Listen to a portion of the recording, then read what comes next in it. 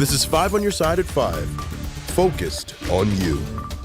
More than 30 years behind bars, Christopher Dunn will be a free man in an emergency hearing this afternoon. A judge ordered his release following a lengthy legal battle. Thanks so much for joining us. I'm Kelly Jackson. And I'm Mike Bush. Christopher Dunn's conviction was overturned earlier this week, but an appeal kept him behind bars. Our Robert Townsend was at today's hearing and joins us live from downtown St. Louis. Robert. Mike and Kelly, Christopher Dunn and his family have waited a long time to see this day. Now, just hearing the judge order Dunn to be released from prison brought tears and lots of smiles from Dunn's wife's face. Take a look. Again, Christopher Dunn was just 18 years old when he was convicted of killing a 15-year-old in North St. Louis in 1990. Dunn has always said he was innocent. He spent 34 years behind bars. Monday, again, a judge overturning his conviction. Today's emergency meeting was held in downtown St. Louis after the Missouri Attorney General filed a motion to keep Dunn behind bars. But after about 20 minutes, Judge Jason Sangheiser ordered the now 52-year-old Dunn to be released from a state prison in Lincoln, Missouri by 6 o'clock tonight. Dunn's elated wife of 10 years left the courthouse overwhelmed with lots of emotions. Didn't know if it'd be weeks, another month. We didn't know. I mean, he's having more health problems. He told me about last night. I was like, my God, are we going to be able to get him help? And to see that be resolved at an emergency hearing at 3 p.m. I mean, I have no words. Now, the judge said if the warden of that prison does not release Dunn by 6 o'clock tonight, he will be held in contempt of court. We'll have much more from Dunn's wife coming up at 6. Live downtown, I'm Robert Townsend, 5 on your side. Now to a developing news that's happening right now in a remote area of southeast Missouri. That's where we've confirmed federal agents are helping local law enforcement with a massive search. The search is happening in Bollinger County. That's about 2 hours south of St. Louis. Justina Cornell joins us live near there in Fredericktown with a possible connection to that search. Well, within the last 2 hours, we learned the FBI is now involved. They said it's a part of a court-authorized investigation. Now, the video on your screen will be drone video of the remote area in the woods in Bollinger County. There are more than a dozen cars and excavators digging up dirt.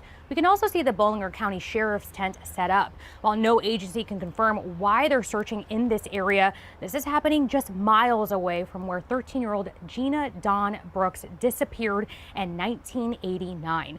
That August night, she was last seen near her church on her bike around 10 p.m. A car pulled up and the driver spoke to her. Then she got back on her bike. However, her bike was found abandoned on High Street about a few blocks away from her home. Now, there were 3 men implicated in her disappearance, but no one has been convicted due to lack of evidence. Earlier today, I spoke to Theda Wilson, who founded the nonprofit Looking for an Angel. Her son, Christian Ferguson, disappeared and was murdered. She talks about how hearing news like this causes a wave of emotions. Well, anytime you have a missing loved one and you hear that remains are found or anything that's related to missing persons, you're always on edge, especially if you don't have a resolution. Now, the Missouri State Highway Patrol said they'll reach out to media as soon as they have any information. And of course, we'll update you with the very latest. Reporting live, Justina Cornell, 5 on your side.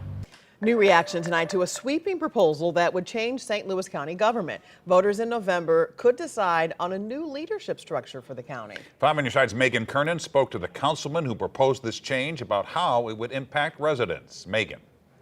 Well, Mike and Kelly, at last night's St. Louis County Council meeting, Councilman Mark Harder introduced legislation that would create a new form of government with a nonpartisan manager overseeing day-to-day operations. Now, Harder says he's doing this because there has been too many problems with the way the government has been run. Now, Harder says the council would appoint the manager and the elected role of the county executive would be redefined to operate more like a mayor. The nonpartisan manager would oversee operational decisions, while elected officials would focus on policy and vision. The county council plans to hold a public meeting before voting on the proposal. It would need at least 4 council member votes to be placed on the November ballot.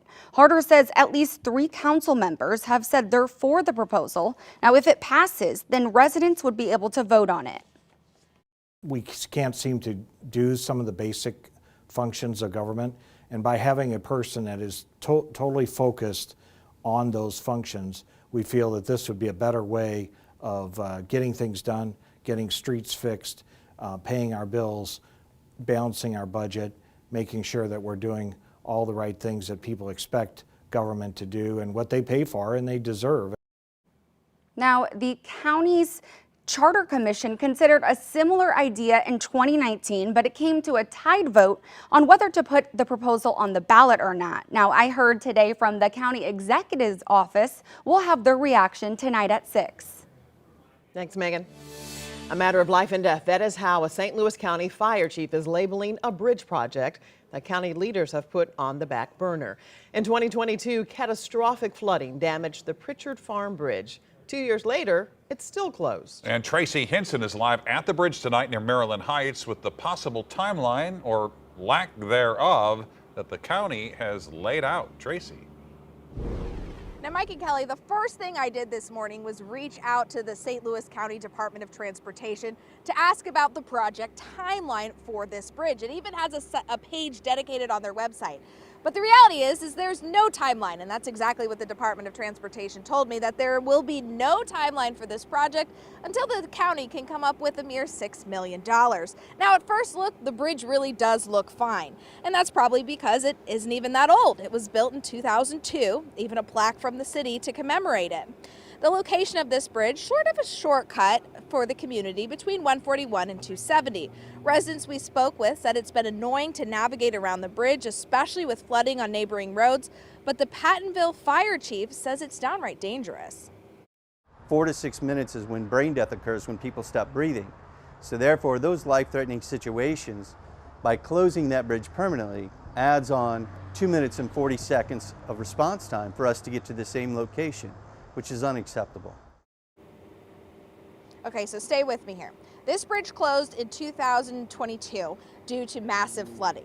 Because of the catastrophic flooding, it did qualify for FEMA funding. Okay, so there's a timeline for FEMA funding. The county has now dragged their feet so long on this that the Pattonville fire chief says that deadline for the FEMA funding is coming to an end. So by the time something actually gets done for it, the county or the city of Maryland Heights is going to be on the hook for the entire bill of it. If they had been on it, FEMA would have paid for part of the repairs or the total reconstruction needed for the bridge. In Maryland Heights, I'm Tracy Hinson, 5 on your side.